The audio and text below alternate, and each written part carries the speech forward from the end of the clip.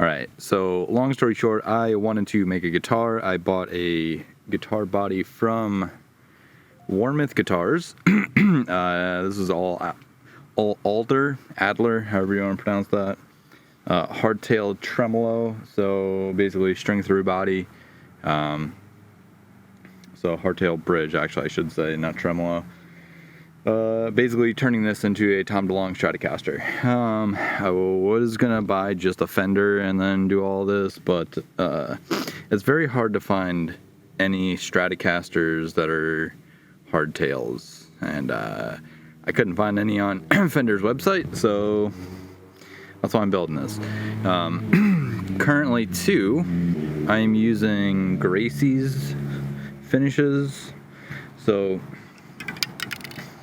right now, I'm applying sealer to this. I waited about 40-something minutes to let the coat dry. I did a couple of coats, and it seemed like it went on pretty smooth.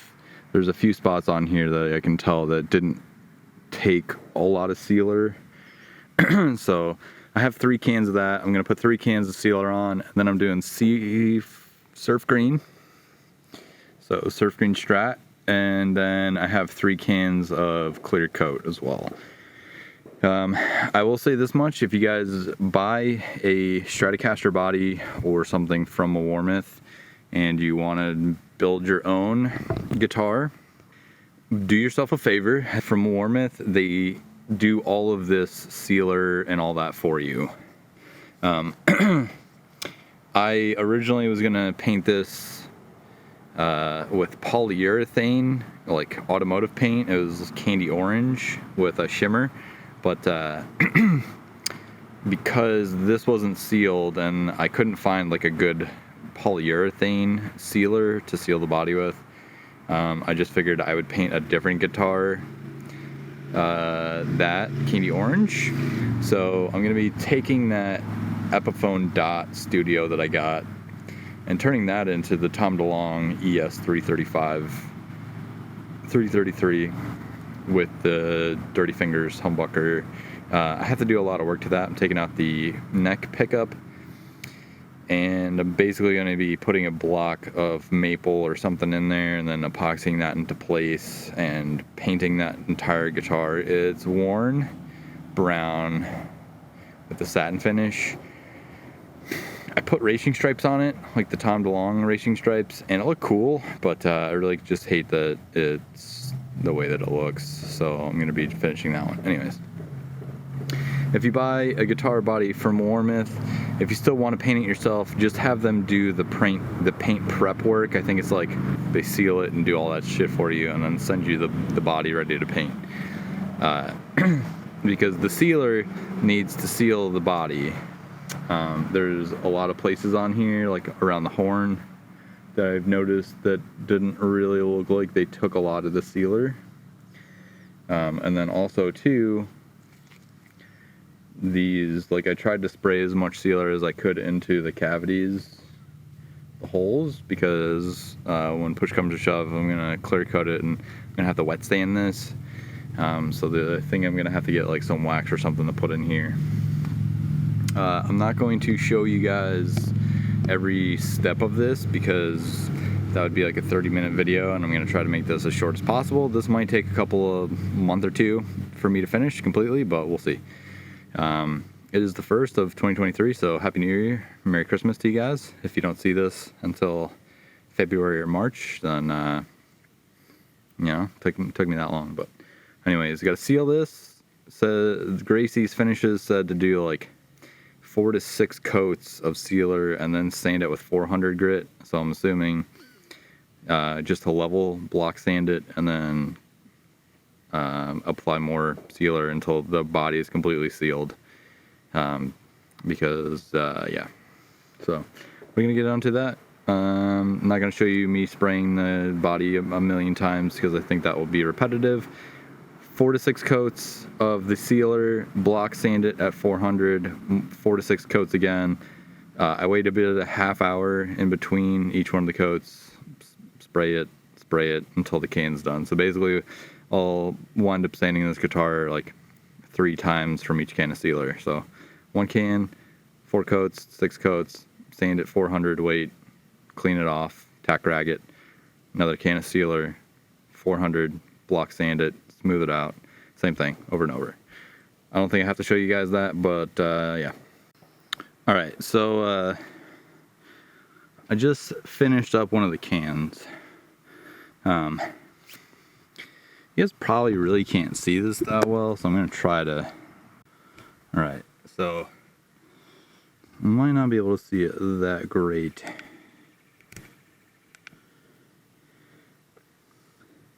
So like, I got a couple of runs in there. They tell you to do like really light coats, but you can see like here I sprayed a lot of sealer, and that like part is still kind of like, doesn't really look like it's taking it that well, which is why you have to do like multiple like cans of sealer, because like right here on the bottom right here, so like that's a little bit better. So like you have to do a lot of cans of sealer. I got some runs in it, which I'm not really too worried about, because once this dries, basically what I'm going to do is I'm going to block sand it and then put more coats of sealer on it. So you continue to do that process. When you first get these bodies, if you don't have Warmoth do the sanding and sealing for you, you have to hit that with 400 grit sandpaper. So you basically have to sand the body with 400 grit, prep it, wipe it down with mineral spirits and a tack rag, and then you start spraying your sealer. I think for the price, if I remember correctly, I don't think it was super expensive, but basically Warmoth does all the prep work for you, and all you have to do is just find paint and paint it. Or you can just have them do everything for you. But if you're one of those people that likes to do stuff and you kind of want to like learn and do it yourself, if you're going to do the sealer, it's a pain. Because not only, I mean, it's not super cold here in Florida, but like when I first got this body, I had to also then order all the paint and shit, and I ordered a can of surf green, 3 cans of sealer, 3 cans of clear coat, and that ran me about 180, I think it was. So like, I mean, it's significantly cheaper than having them paint it for you, but in the long run, if you have them paint it, you get a lot more like a professional end result, and then all you have to do is just put parts on it. But if you're one of those people that wants to do it yourself, then there's this option. So I'm gonna basically let this dry for 24 hours or something, and then probably hit it with 400 grit, knock down all the high spots, and then start with my second can of sealer. It's supposed to be in the 70s or 60s next weekend, so I may not paint. We'll see. All right, so this is kind of like the day 2 or something like that. So I started this on New Year's Day. It's now the 4th. Anyways, I have applied 2 cans of sealer already. Like I mentioned before, I wasn't gonna film all of me sanding and spraying and all that, because I really don't feel that you guys need to see me do all of that stuff. What I'm doing right now is block sanding the body. So this might be kind of hard for you guys to see, but anyways, I'm using this. It's a foam pad. It's a 220/320 sanding block, but all I did was I just cut a piece off and put 400 grit on there. Basically, when you sand, and Gracey's says this on the back of their can on their website, so if you ever have a question, you can actually text message Gracey's and they'll text you back and give you some feedback. When you apply this and you sand it, it's supposed to be powdery like this. It's not supposed to be like sticky or wet or anything. I let this dry for, I don't know, 2 days pretty much. So now I'm block sanding it. I'm about to wipe it down here in a minute just to see where any of the low spots and the high spots are. If you see anything that's glossy, like that looks like it hasn't been sanded yet, that's a low spot. And if it's milky or cloudy, that's your high spot. So in theory, if you sand this and there's a line right here that's shiny, that's a high spot or a low spot. Everything else around it's a high spot. That in the middle is a low spot. So once this is done, I'm gonna wipe it down. I messaged Gracey's. They sent me a text message. I'm like, hey, you know, after sanding, should I wipe it down with? Because I don't have naphtha. I think you could probably order it through them, but they suggested just water, like a damp cloth. Probably don't want it to be soaking wet. Just want a microfiber towel to be damp enough that's gonna pick up all that like powdery residue. That's it. Once that's done, I'm going to tack cloth it, hang it up. I'm going to spray the last can of sealer I have. I got 3 cans. I think with the alder body, I probably could have got away with 2. I have 3. I'm just going to use it anyways because, I mean, I would much rather have more surface to be able to sand and not break through to the raw body again rather than having not enough, trying to sand it, and then hitting raw wood and having to fucking seal it again anyways. So yeah, that's pretty much it. I'm going to sand this, wipe it down. When it's done, I'm going to hang it back up, hit it with the last can of sealer, let that dry. I have a can of Gracey's Olympic White on the way. I figured just having like a base color before I put the surf green on will be a little bit better. That'll give me some wiggle room to fix any imperfections with the body before I put the color on, because I have 1 can of color. I think that should give me a good like 4 to maybe 6 passes. I'm going to say 4 just to be on the safe side. So I'd much rather have a good coat or 2 of Olympic White underneath this before I hit it with the color and then move on to clear. I've watched a bunch of videos, and basically once I hit it with the color, let that dry and then just go straight to clear. There's no sanding for the color as far as I could tell. Everybody basically shoots it with color, lets it dry, and then shoots it with sealer or a clear coat. And then they sand the clear coat. So we're going to go with that. So yeah, I'm going to get back to work because I don't have much time. I have a doctor's appointment in a little while. And then, yeah, so we're going to do that. Circles, powder, good. No powder, bad. Use a light around the edges. Find out where your shiny spots are or your low spots. Sand that flat. If you have just an extra microfiber cloth, or microfiber towel, you can wipe all that stuff down and get all that powder off. From what Gracey has told me, is you can use like a little bit of like water, like a damp microfiber cloth, lightly go over it to get any of that residue on it before you tack cloth it to either seal it or paint it. So there's that. Hopefully that helps.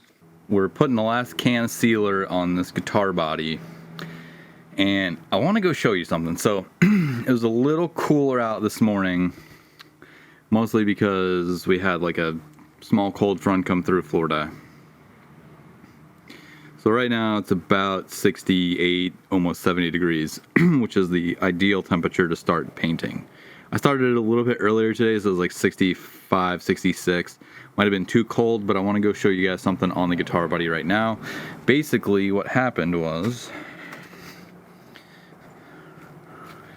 when I started painting it, the issue is there's one spot on the body that will not fill up with sealer right now.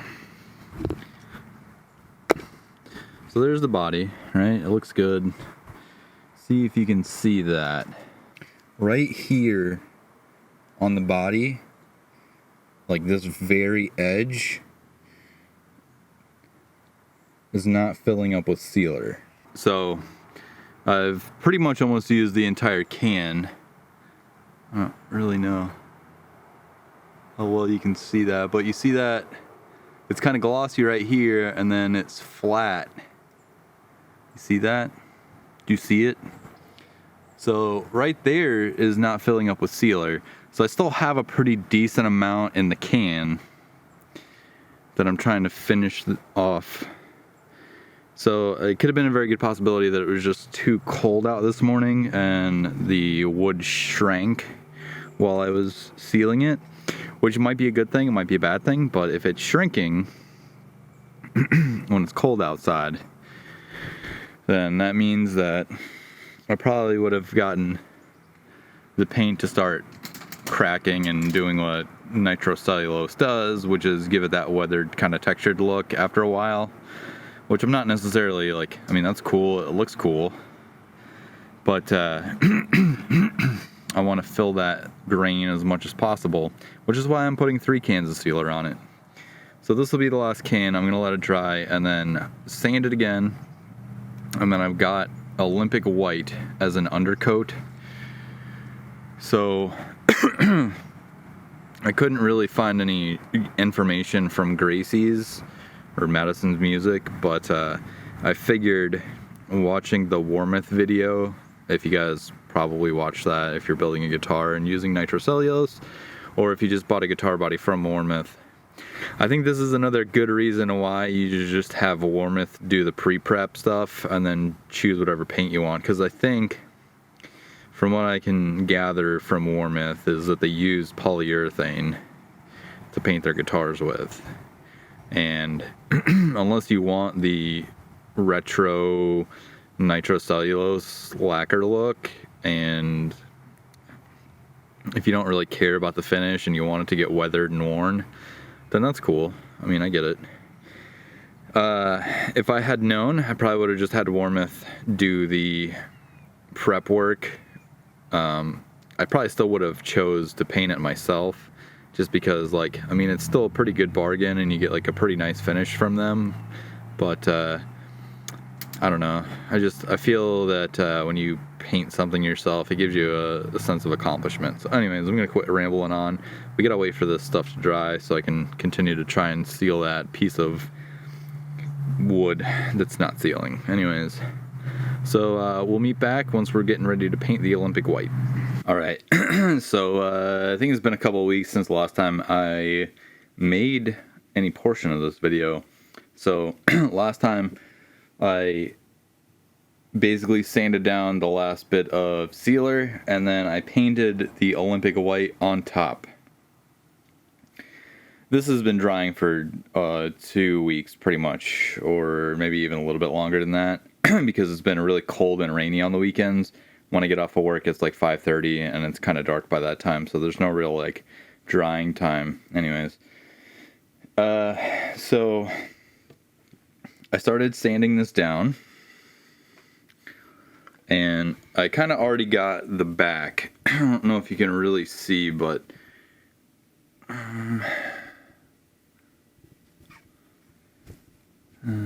probably not. So I'm gonna try to see that. There's like, I might not be able to see that. See that? And that. It's kind of hard to see. Anyways, so again, 400 grit on this little sanding block. All right, so there's been a few spots, like right here. You can really see it. But I started to sand through. I don't know if you can really see that. Anyways, I started to sand through some of the Olympic white undercoat.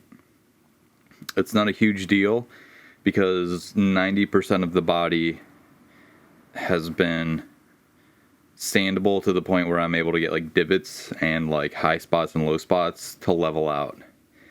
So basically, this is getting sanded down, and it's getting sanded down so much that there's no shiny spots at all. So if I see a shiny spot, I keep sanding that spot until it is gone and it's flush and level. So I'm at this point right now. So basically, once I'm done sanding this flat and it looks good, then we can go ahead and start the seafoam green, or surf green, whatever I bought. I'm pretty sure it was surf green. I don't know why I keep thinking seafoam. So we're at this stage right now. Basically, from what I understand, is when you shoot color, you do your color coats, so a half hour in between coats, and then I would assume you let the last coat dry for like a half hour to an hour, tack cloth it, and then go ahead and start the clear coat. So that's pretty much where we're at on the build right now. I still have to order a bunch more parts to like finish this thing, but basically just want to get the paint finished and ready to go. Alright, so I've applied some surf green. There's a couple of sags or runs in the paint. One of them is in this horn right here, which I might be able to bury with a little bit more paint on top of it. There's a little run right here where the bridge goes over, and then there's another one on the back, and it's right here. Kind of hard to tell, but right there on that horn on the back side, there's a little bit. But other than that, it's laid out pretty smooth. There's also, I don't know if I mentioned it, one right here on this horn on the front. So in all, I might wait until it dries for about an hour or so, and then try to just knock those down before I give it one last coat. I text messaged Madison's Music, because if you have questions, you can send them text messages, which is pretty cool. So I'm pretty sure I should be able to, right after my last coat of paint, be able to go straight to clear coat, but I just want to verify that real quick, and hopefully they text me back. Not that I don't mind it like drying completely before I put the clear coat on, which is cool with me. I don't really care, but I just want to make sure, like, should I wait or should I not? I'm pretty sure, 90% sure that you're allowed to go straight from color coat on your last color coat, then to clear coat, but I'm just going to double check and find out and see. Alright, I don't know if I'm in focus, but I tack cloth it. I waited about a half hour, almost an hour, and then I lightly sanded. I actually used 2000 grit to try to knock down those like runs. I put this in a bath of hot water to help atomize the paint a little bit better. And I think I probably have about 2 more coats left in this can. I'm hoping Gracey's or Madison's Music messages me back soon to let me know if I should just go ahead and wait or apply the clear coat right after the last coat of color.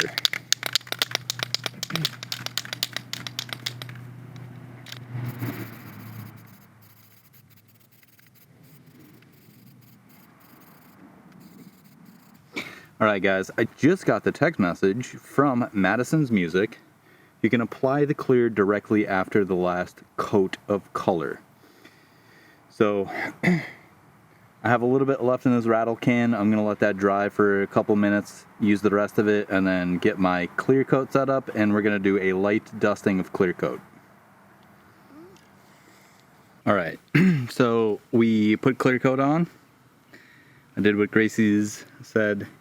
Go ahead right after you paint the last coat.